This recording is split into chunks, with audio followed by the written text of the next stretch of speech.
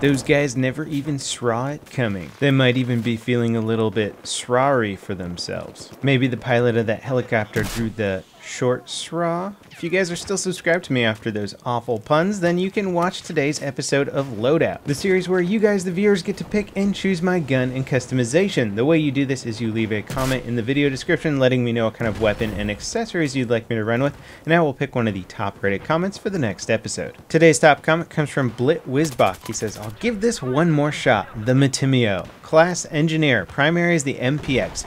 The Coyote Sight LS06 suppressor, default camo. Secondary is the MP443 with a mini red dot sight compensator and firefighter camo.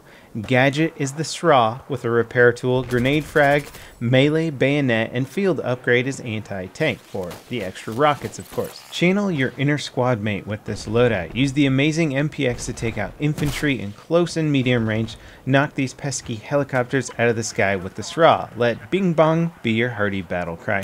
And if you get in a sticky situation, remember the mantra, WWMD, what would Matimi0 do?" And you know what? I'm glad this loadout was submitted because I'm tired of Matimi0 walking around acting like he owns the SRAW, always saying, "I'm the best SRAW user in the world." Made so many freaking videos about that. It's like, get over yourself, Matt.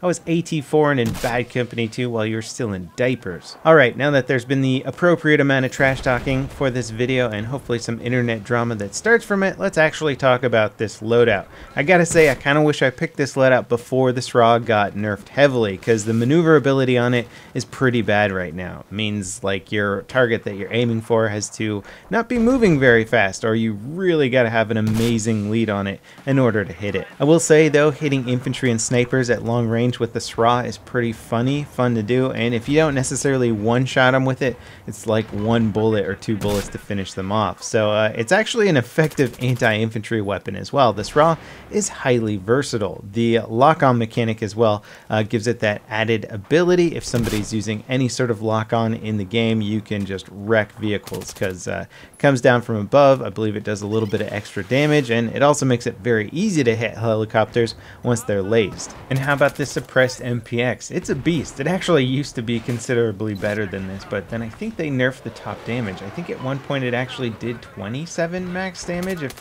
memory serves me correct. It's not as good as it once was, but it's still a pretty darn good PDW, and when you throw a suppressor on there using it in Conquest large games, I mean, people just aren't going to find you. It allows you to stay alive for so much longer. It's a great complement for this weapon considering the initial muzzle velocity without a suppressor is only 340 meters per second. It's painfully slow, so you may as well just throw a suppressor on there because you're not really losing much. You just got to keep in mind that if you see a moving target, make sure to lead or just wait till they stop, because a lot of your shots are going to miss simply because it's like throwing stones at the end of this gun. Now, of course, your long range capabilities with this gun is totally out of the question. You're going to hardly do anything. You should just save your ammunition for medium to close range engagements.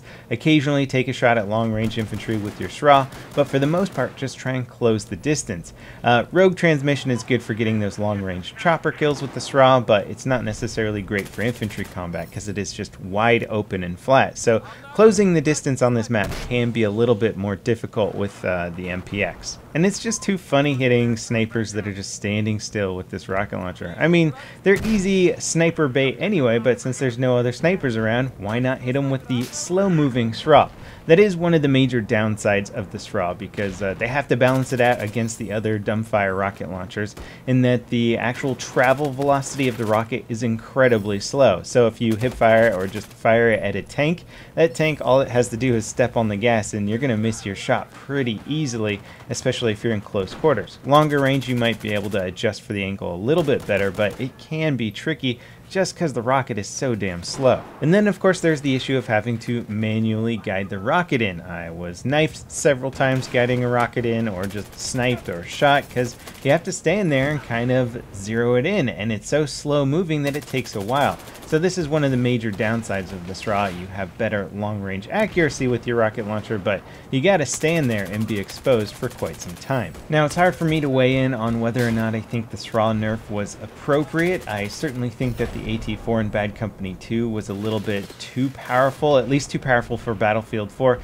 But then again, you have to remember that in Bad Company 2, they also didn't have a whole myriad of lock-on weapons to take down helicopters. It was about teamwork and getting tracking darts on helicopters and then locking them with the normal rockets.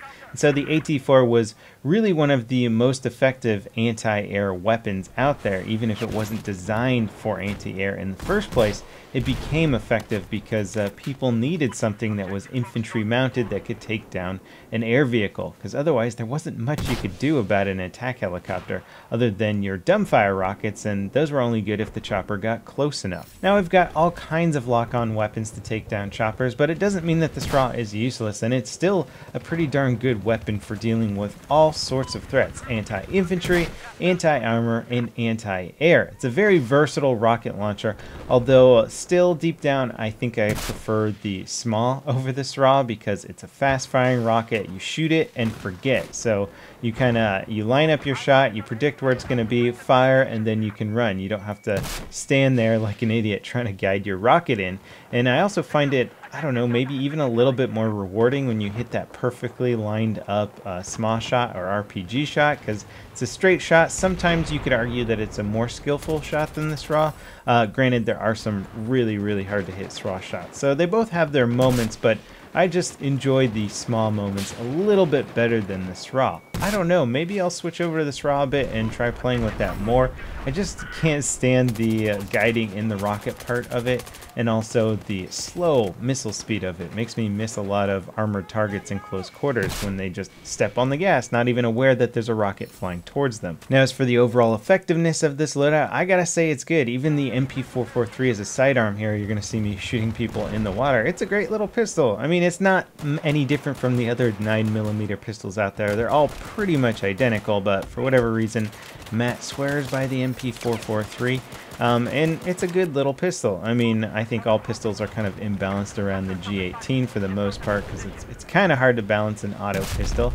Just go to any of the pistol-only servers and you'll see what I'm talking about. But for the most part, in terms of semi-automatic, it's fun to use. The overall loadout is highly versatile. It gives you great effectiveness in close quarters, it keeps you stealthy, and you have options for taking out air vehicles, armored vehicles, and long-range infantry targets. There's really not a lot that this loadout can't do. So overall, it's a really fun loadout. I can see why Matimi0 likes running this setup. It just gives you any option for any situation. Not a bad way to play the game, especially on Conquest. Thanks for the comments, guys. It was a great one. Don't forget to leave your comments for next week's episode of Loadout. I hope you guys enjoyed, and I'll see you next time. This is LevelCap, signing off.